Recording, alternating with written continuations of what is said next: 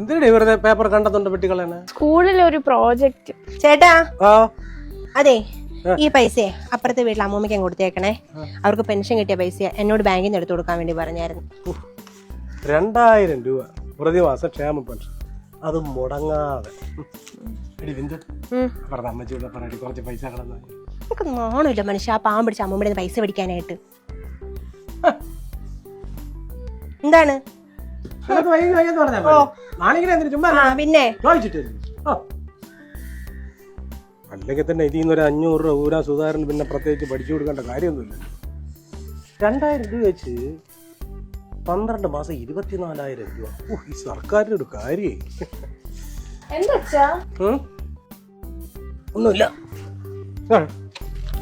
നീ വേറെ കത്തിരി എടുത്തു.